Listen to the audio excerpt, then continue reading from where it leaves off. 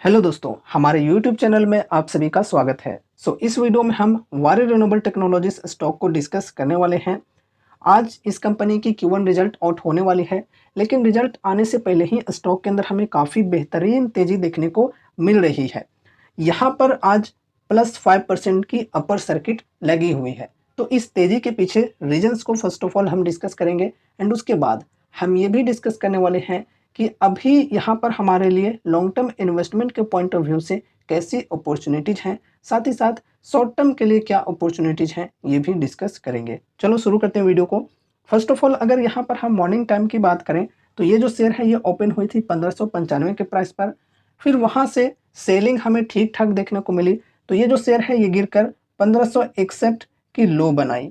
ठीक है, एंड 1561 की लो बनाने के बाद फिर यहाँ से काफ़ी बेहतरीन तरीके से हमें रिकवरी भी देखने को मिली और बढ़कर 1725 के प्राइस तक पहुँच गया और यहाँ पर 5% की अपर सर्किट में लॉक हो गया। अभी चूंकि मैं मार्केट आवर में वीडियो बना रहा हूँ तो मार्केट क्लोज होते होते ये जो सर्किट है ये टूट भी सकती है और जो तेजी की परसेंटेज है ये कम भी हो सकती है अगर कुछ सेलर्स आ जाए तो। लेकिन फिलहाल यहाँ पर हमें अपर सर्किट देखने को मिल रही है। अब ये जो तेजी आई है इसके पीछे रीजंस को डिस्कस करते हैं। फर्स्ट ऑफ ऑल आपको मैं एक एग्जांपल के माध्यम से बताना चाहूँगा।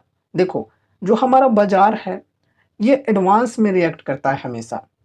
जब कोई सेक्टर के अंदर बढ़िया ग्रोथ के चांसेज होते हैं, जैसे रिन्यूएबल सेक्टर की ही बात कर लें तो आगे बढ़िया ग्रोथ की चांसेज हैं, लेकिन बाजार में क्या है, बाजार में अभी से ही बढ़िया तेजी आ चुकी है। ठीक है, अभी नहीं, इससे पहले से ही तेजी आ चुकी है। क्यों? एडवांस में बाजार रिएक्ट करती है सभी चीज़ों को। अब उसी चीज़ को यहाँ पर आप लोग अप्लाई करके देख लो। रिजल्ट जो इनकी आने वाली है वो अभी आई नहीं है और maybe after market closing ही आएगी, क्योंकि पिछले बार भी आफ्टर मार्केट क्लोजिंग ही हमें देखने को मिली थी। यहाँ पर रिजल्ट लगभग 8-9 बजे रात को हमें रिजल्ट देखने को मिले थे, तो उस टाइम तक मे बी आ सकती है। अब देखो, रिजल्ट को लेकर लोगों को कुछ इन्फॉर्मेशन पहले से भी हो जाते हैं। अगर हम यहाँ पर इनसाइडर्स की बात करें तो इनसाइडर्स को पहले से इन चीज़ों की खबर मिल जाती है, उनको पता हो जाता है कि रिजल्ट कैसे आने वाले हैं। इस वजह से लोग यहाँ पर बाइंग करके बैठ जाते हैं। ठीक है, तो ये चीज़ें हैं। यहाँ पर पहले से ही बाइंग होनी स्टार्ट हो गई है, मे बी रिजल्ट अच्छी आ सकती है इनकी Q1 की। एंड यहाँ पर अगर हम कल की बात करें तो कल स्टॉक के अंदर फियर का माहौल था, लोग बेच कर निकल रहे थे। लोगों का मानना ये था कि इनकी जो Q1 की रिजल्ट है वो वीक आ सकती है, अगर वीक आती है तो फिर स्टॉक के अंदर काफ़ी ज़्यादा करेक्शंस आ सकते हैं, इसलिए पहले ही सेल करके निकल जाते हैं। ठीक है, इस प्रकार से लोग सोच रखकर काफ़ी ज़्यादा सेलिंग किए और कल लोअर सर्किट लग गई थी। लेकिन आज यहाँ पर मोमेंट चेंज हो चुका है, आज लोग पॉजिटिव हो चुके हैं स्टॉक के अंदर। ठीक है, बाकी देखते हैं रिजल्ट कैसी आती है। अगर रिजल्ट बढ़िया आई तो ये जो तेज़ी है ये बरकरार रह सकती है, लेकिन अगर रिजल्ट खराब आई तो फिर गिरावटें आ सकती हैं काफ़ी ज़्यादा। अगर हम आज के वॉल्यूम की बात करें तो आज 5 लाख की वॉल्यूम देखने को मिल रही है, कल भी 5 लाख की वॉल्यूम थी। फिर यहाँ पर अगर हम वैल्यूएशन को डिस्कस करें तो देखो, स्टॉक पी 121 की है, इंडस्ट्री पी 44 की है।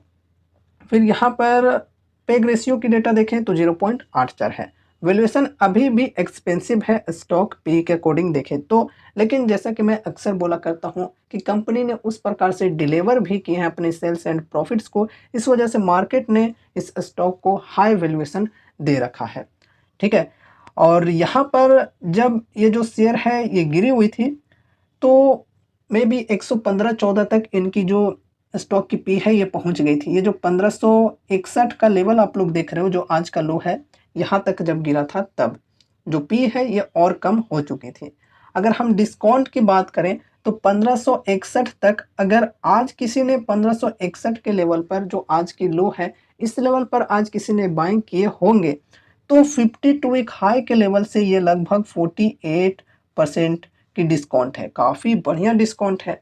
अगर किसी ने मतलब 1725 का जो लेवल है इस लेवल पर भी बाइंग किए तो चलो ओवरऑल ठीक है, 42% में भी 42-43 इस प्रकार से डिस्काउंट मिल रहे हैं, तो ये भी डिस्काउंट बढ़िया है।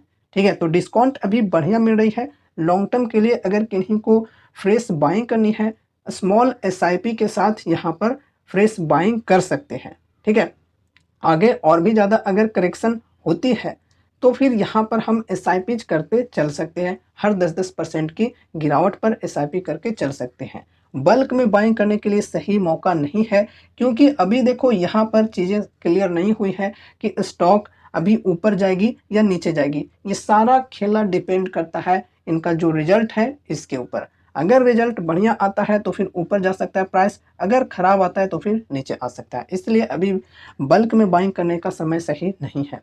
अगर रिजल्ट बढ़िया आती है तो कल आप लोगों को देखने को मिलेगा स्टॉक के अंदर अपर सर्किट फिर से, तो वहाँ पर आपको बाइंग करने का मन भी रहेगा तो भी आप बाइंग नहीं कर पाओगे।